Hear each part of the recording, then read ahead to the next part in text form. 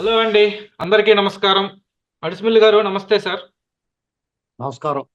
Sir నాకు దేవుడంటే భక్తి అందరికీ ఉంటుంది గానీ, ఈ సవతి తల్లి ప్రేమ అంటే ఆహ్, ఈ మరీ ముఖ్యంగా అయోధ్య విషయంలో, రాముడి విషయంలో అయోధ్య రాముడికున్నంత ప్రయారిటీ భద్రాద్రి రాముడికి ఉండట్లేదు సార్. దేనికంటే పెద్ద ఆలయం కట్టేస్తున్నారు మంచిదే.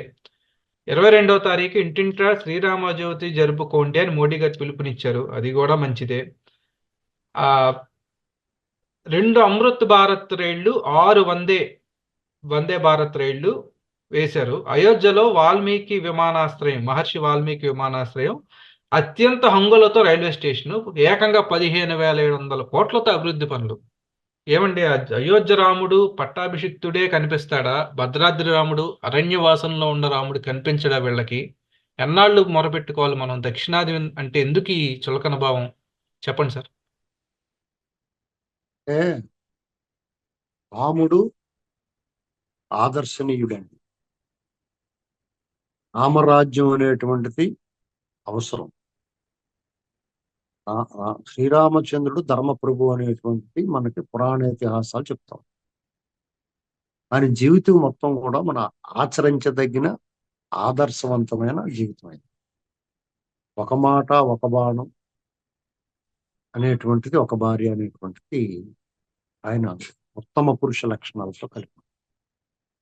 శ్రీరామచంద్రుడు తండ్రి మాట జవదాటని వాడు, ఆడిన మాట తప్పని వాడు అనేటువంటి ఆయనకి మరికొన్ని లక్షణాలు అయినాయి. ఏ రోజు కూడా రాముడి విషయంలో మనం ఎప్పుడూ కూడా అది పురాణాల్లో ఆయన రాముడా, ఒక మంచి రాజా, ఏదన్నా కానివ్వండి, ఆయన మనకి దైవం.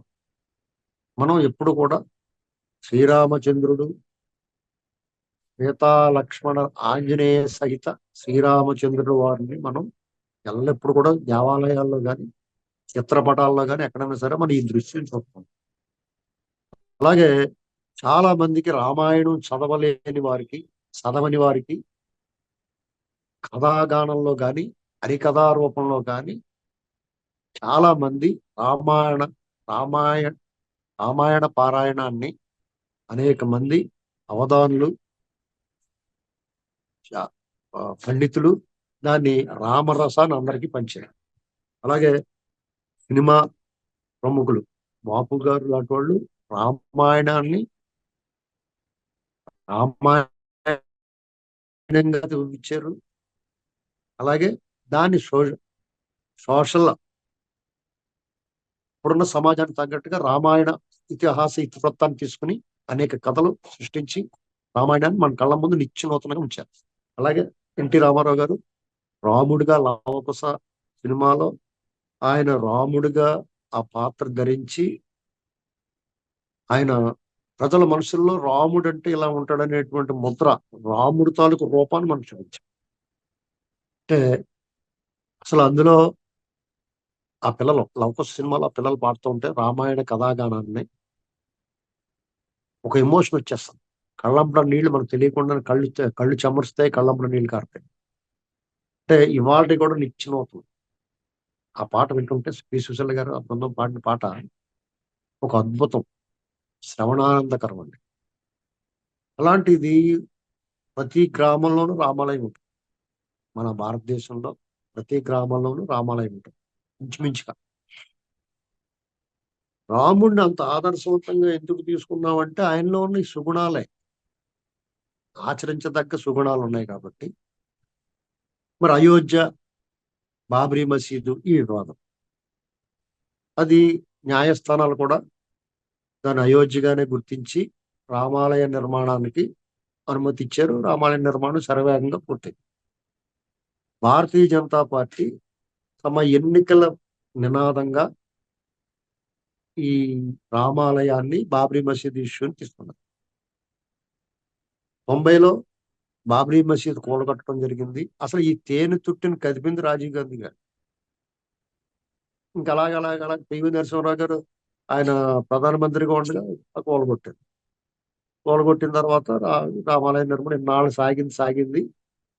ఇక్కడ మైనారిటీ పెద్దలు కూడా దీన్ని వివాదం చేయకుండా రామాలయం దానికి వాళ్ళు కూడా ఇంకా అడ్డుపడలేదు. ఇది ఒక శుభ పరిణామం. అంటే దేశం రావణ కాష్టంలాగా కాలకుండా ఎక్కడో చోట పరిష్కారం దొరికేసింది.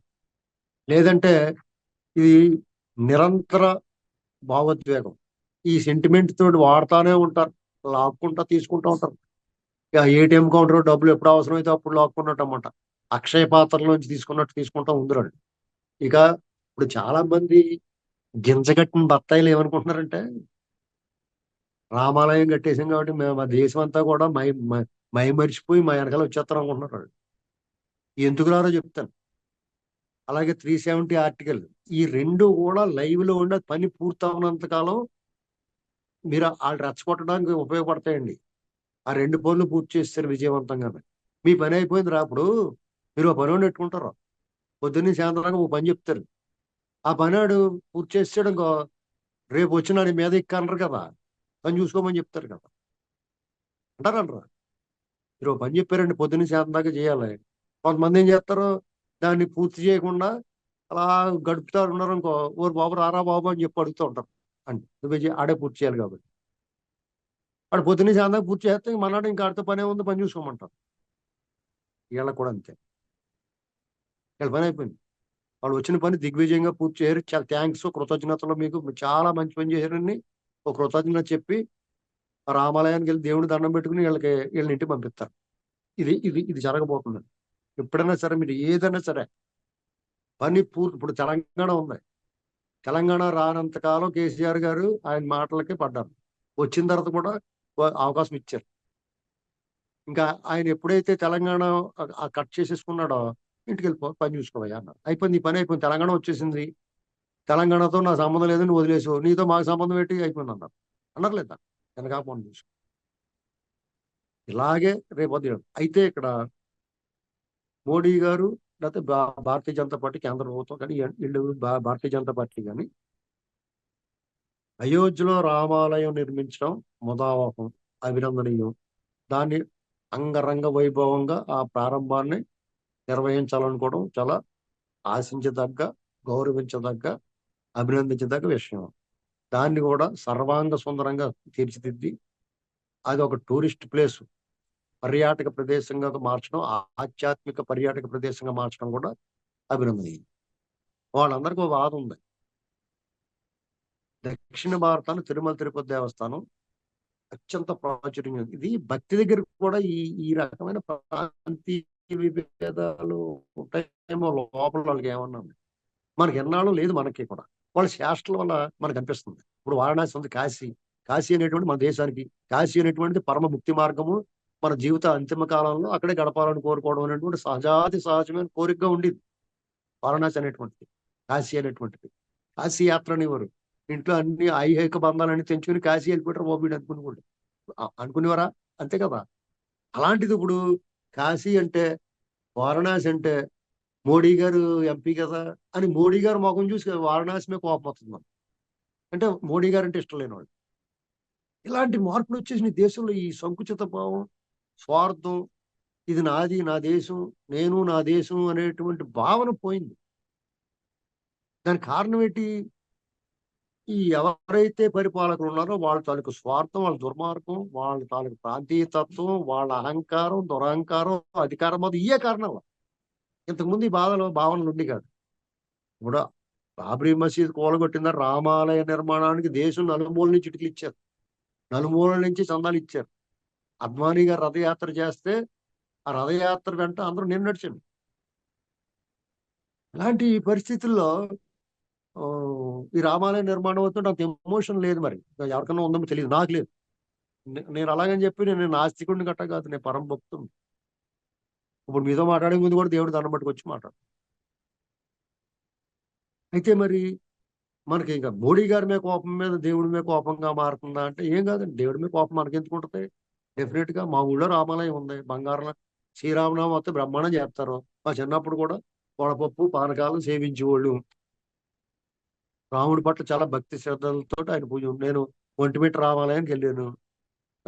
అక్కడ ఒంటిమిట్ట రామాలయం కూడా అద్భుతమైన నిర్మాణ సౌందర్యం, శిల్పకళా సౌందర్యం ఉంటుంది. భద్రాచలం చెప్పక్కర్లేదు. భద్రాచలం అనేటువంటిది అసలు రాముడి ఆ, రాముడు తిరుగుతాడేమో అనిపిస్తుంది అక్కడ ఆ వాతావరణం, భద్రాచలం రామాలయం. మరి ఈ ట్రైన్లు, ఫ్లైట్లు, మీరందరూ 22వ తారీఖుని తలకిందులుగా తపస్సు పిల్లి మొక్కలేయండి, లేకపోతే దీపాలు వెలిగించండి, అగరత్తులు అంటించండి, ఇలాంటివన్నీ దేనికోసం చెప్తున్నారు వీళ్ళు? తప్పట్లు కొట్టండి, కొవ్వొత్తులు వెలిగించండి లాగానా? అంటే కరోనా అప్పుడు దేశాన్ని చెప్పారు కదా సార్. అదే ఇప్పుడు విపత్తు వచ్చినప్పుడు ఇది ఒక ఆనందకరమైన దృశ్యం.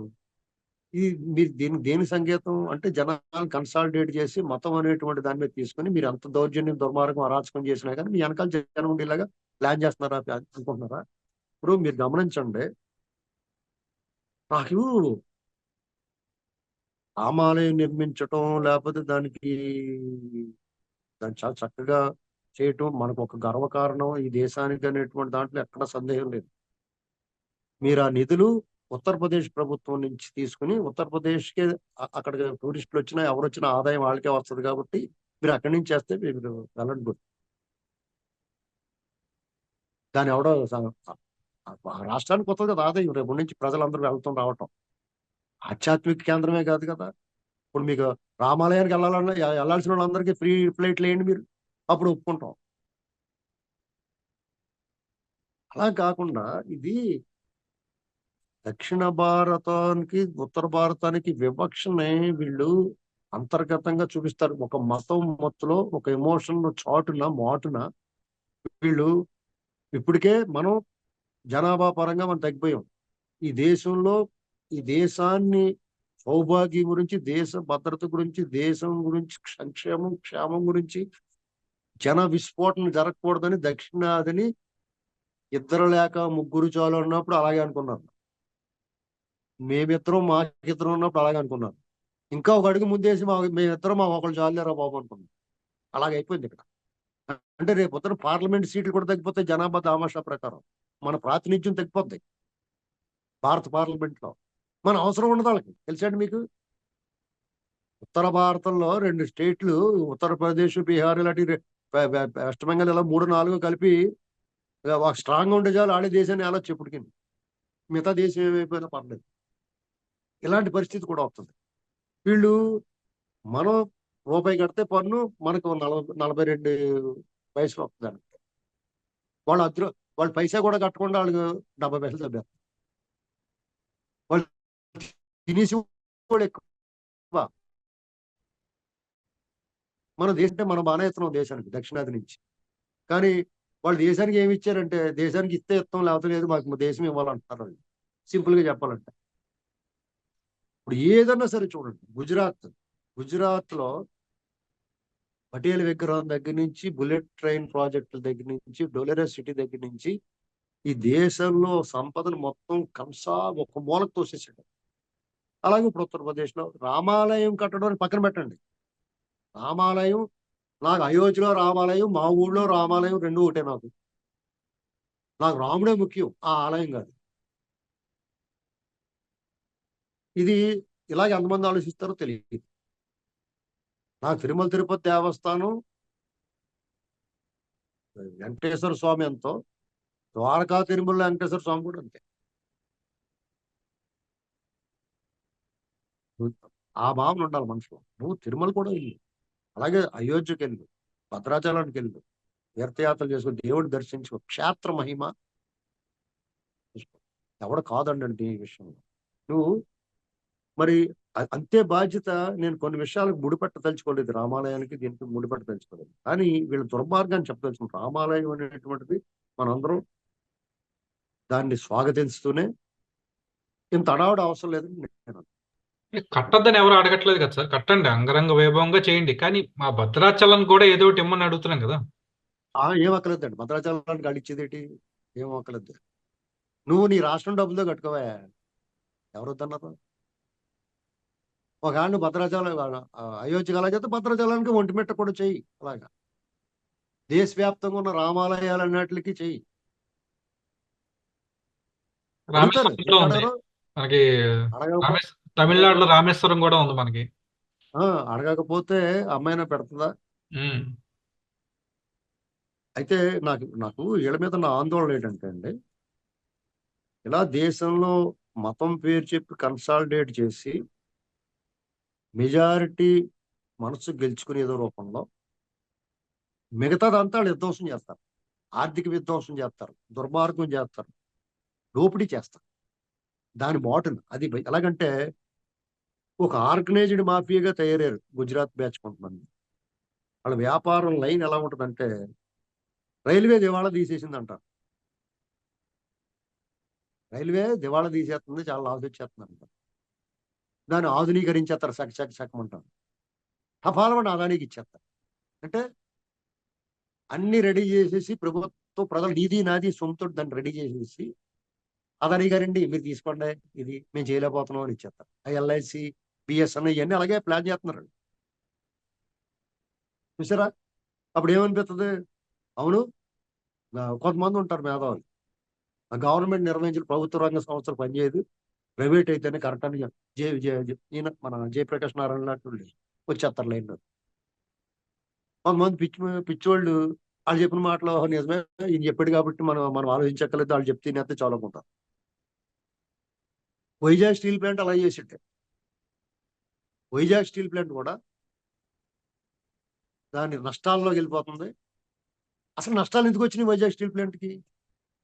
క్యాప్టివ్ మైన్స్ ఏవి దానికి? ఎక్కడో రాజస్థాన్ నుంచి తెచ్చుకోమంటారా? పక్కన ఒరిస్సాలో ఉన్నది ఎవరా? పక్కన ఒరిస్సాలో ఉన్నది ఎవరు?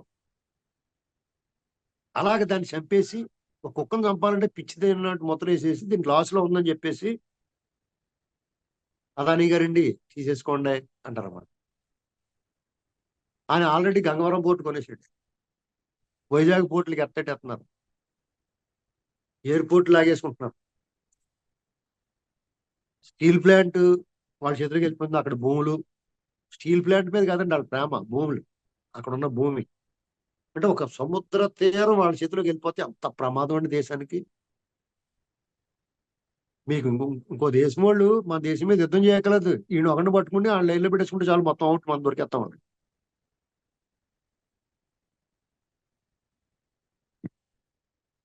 మరి సరిహద్దు భద్రత దళాలు, సైన్యం మరి ఎందుకు ఊరుకుంటున్నారో తెలియదు.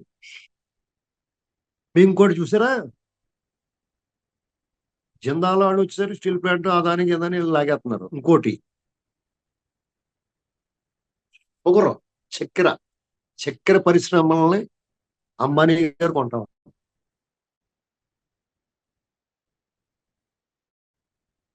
వీళ్ళు ఎలా ఇదే చక్కెర పరిశ్రమల్ని సిక్ అయిపోయిన యూనిట్లు కొంటానంటే వాళ్ళు సిక్ అయిపోయాడు, నన్ను నడపలేక సతమతం అయిపోయి పోలేరా బాబు వదిలించుకుందాం అనుకుంటా. అసలు ఆ పరిస్థితి ఎందుకు వచ్చింది వాళ్ళకి? ఈ ప్రభుత్వ విధానాలు దీనివల్లే కదా వాళ్ళు సిక్ అయిపోయింది. సడన్ గా ఏం చేస్తారంటే ఇప్పుడు ఉన్న వాళ్ళు కూడా ఓడగొట్టేస్తానికి ఎక్స్పోర్ట్లు ఆపేస్తారు. ఎక్స్పోర్ట్లు ఆపేసిన తర్వాత వాళ్ళు ఏం చేసుకోవాలి, వాళ్ళు బుర్రకు ఇప్పటికే దెబ్బ అయిపోయారు. చక్కెర కంటే కూడా బెల్లం రేట్ ఎక్కువైపోయింది ఇప్పుడు. ఇది వరకు పంచదార అంటే రేట్ ఎక్కువ ఉండేది. ఇలాంటి పరిస్థితి చేసేసి బయోఫ్యూయల్ ఇలా ప్రతి దాంట్లోనూ ఇక్కడ దాంట్లో మన వాళ్ళకి తెలియకుండా ముసుగేసి ముట్టుకెళ్ళేసేస్తారన్నమాట. అర్థమైందా? ఇది అవును. ఎవడ కొట్టాడరా, ఏం జరిగిందో తెలుసుకున్న వాళ్ళు పని పూర్తి అయిపోద్ది. ఎయిర్పోర్ట్లు జిఎంఆర్ది, ఆడది, బొమ్మలు రకరకాల అన్ని వాళ్ళు లాగేసుకుంటారు. ఇంక ఏం మిగిలినండి? ఆ రైతులు ధాన్యం కొనాలి కదా, ఆ ధాన్యం కొనడం మానేస్తారు. లేకపోతే రాష్ట్రాలకు డబ్బులు ఏడిపించి తినేస్తారు. వీళ్ళు సరిగ్గా కొనలేరు, రైతులు ఇబ్బంది పడిపోతారు. అంటే చట్టాలు వ్యతిరేకిస్తారా మీరు? మీ సంగతి చూస్తాం మేము. ఊరేస్తే ఊరే, నూకలు కొనం, అవి కొనం, ఈ రకరకాలండి. అంటే అలాంటి తెలిసి కొన్ని తెలియ కొన్ని మొత్తం పెద్ద స్కెచ్ రెడీ చేశారు. ఈ దేశాన్ని మొత్తం మూట ముద్ద చేసి ఇప్పుడు పాలకోవ చేస్తారు. ముందు ఇంత మూగిడి నిండా ఉంటుంది, ఇంత మెల్లమెల్లగా గట్టిపడిపోయింది అయిపోద్ది. దాన్ని తీసుకెళ్ళి ఫ్రిడ్జ్లో పెట్టేసుకుంటారు అనమాట. అలాగే ఈ దేశ సంపద మొత్తం మూలం నెట్టేసి ముద్ద చేసి లాగేసుకుంటున్నారు. ఈస్ట్ ఇండియా కంపెనీకి వచ్చేటప్పటికి ఎలా ఉందో మన దేశం అలా చేసేసి వాళ్ళ చేతిలో తీసుకుంటారు. మీరు ఈస్ట్ ఇండియాకి లేని వెసులుబాటు వీళ్ళకి ఏంటంటే ఎమోషన్, సెంటిమెంట్, మొత్తం సైన్యం వ్యవస్థలో ఇవన్నీ చేతిలో ఉంటాయి. ప్రజాస్వామ్యం ముసుగులో వీళ్ళు ఇవన్నీ సాధించేంత చాలా తెలివిగా ప్లాన్ చేసేసాడు. మనం ఎందులో మనం ఎక్కడ పడతాం? చంద్రబాబు, లేకపోతే కేసీఆర్, లేకపోతే ఇంకొకళ్ళ మీద ఇళ్ళ మీద రాహుల్ గాంధీ ఇంత పనికిరాడు ఇలాంటి మాటల్లో ఉంటాం మనం. మనకి ఆ ఊరికి ఈ ఊరి మధ్య, మనిషికి మధ్య, కులానికి మధ్య గొడవల్లో పడి ఉంటాం మనం. ఈ రోజు గొడవలు ఇవన్నట్లో ఉంటాం మనం. ఇవన్నీ ఉండగా మెల్లగా ఇంటి సాప కింద నీరులాగా ఇవన్నీ లాగేస్తాం. ఇది ప్రమాదం. నేను అనేది ఏంటంటే రామాలయం, రాముడు, భక్తి, దేవుడిని దర్శించుకోవడం, మనం అందరం కూడా మన దేవుడికి ఒకసారి దండం పెట్టుకుని దీపాలు వెలిగించడం అసలు తప్పులేదు. కానీ ఇలా కన్సాలిడేట్ చేసి మనలో పాజిటివిటీ తీసుకొచ్చి మనకు ఒక బూచుని చూపించి అన్ని మతాల వాళ్ళని బూచులుగా చూపించి మనల్ని కన్సాలిడేట్ చేసి వాళ్ళ అధికారాన్ని సంపాదించి అధికారం మాటని దోపిడీ చేస్తారు. ఇది ప్రమాదం. దీన్ని ఎలా అవాయిడ్ చేయాలి? మనం గమనించాల్సింది ఏంటంటే నువ్వు దేవుడు, భక్తి వాళ్ళు నిర్వహించిన ప్రతి కార్యక్రమంలో పాల్గొ, ప్రతి కార్యక్రమాన్ని సహకరించాలి, మనం ఆరాధించాలి, అభిమానించాలి దేవుడి. కానీ ఎన్నికల్లో మాత్రం సరైన ఎన్నుకోవాలి. అన్నయ్య ప్యాకెటే, తమ్ముడు తనమాడైనా ధర్మం తప్పకూడదు. ఎన్నికలు వచ్చినోడికి మనం చాలా నీ వాళ్ళ దోలు తీరిపోయింది. మాకు పెట్రోల్ 50 ఉండేది 150 అయిపోయింది, గ్యాస్ 1100 అయిపోయింది, కాబట్టి నీకు ఓటేయం మేము, ఇవన్నీ తగ్గించినోడికి ఓటేస్తాం. రాముడికి నువ్వు గుడి కట్టావు కదా, రాముడికి 2 దండాలో నీకో దండం పెడతాం అని చెప్పాలి. అంతే, సింపుల్. మనం చేయాల్సింది ఇదే. ఎట్టి పరిస్థితులు ఇలా ఉండకూడదు. ప్రతి 5 ఏళ్ళకో 10 ఏళ్ళకి ఒకసారి మార్చాలి. ఆల్రెడీ 5 ఏళ్ళు 10 ఏళ్ళు అయిపోయింది అతనికి. ఇతను మార్చకపోతే దేశం అదాని అమ్మానీలు మన మీద కూర్చుంటారు. ఇంకా ఏమీ చేయలేరు. ఇప్పటికీ చాలా ప్రమాదం. మళ్ళా వచ్చాడు అవుట్ మన దేశం. ఇది గుర్తుపెట్టుకోవాలి. ఓకే. సీరియస్ గా మనం దేవుడికి ఎప్పుడు వ్యతిరేకం కాదు. అప్పుడు ఇతర మతాలను గౌరవిస్తానే మన హిందూ మతాన్ని మనం కాపాడుకుందాం, మన హిందూ ధర్మాన్ని ప్రచారం చేసుకుందాం. మన జీవన విధానమే హిందూ మతం అంటే నువ్వు జీవన విధానం. దీన్ని ఎవడో పెంచలేడు, ఎవడన్నా పెంచాలనుకున్నా పెంచలేడు, ఎవడన్నా తగ్గించాలనుకున్నా తగ్గించలేడు. వాళ్ళ తరం కాదు. మీరెవరో పెంచడానికి కానీ తగ్గించడం కానీ.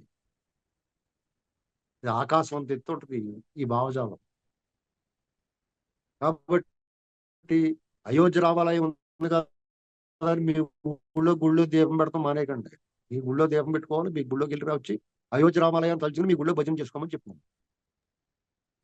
ధన్యవాదాలండి నరసింహులు గారు. Thank you sir.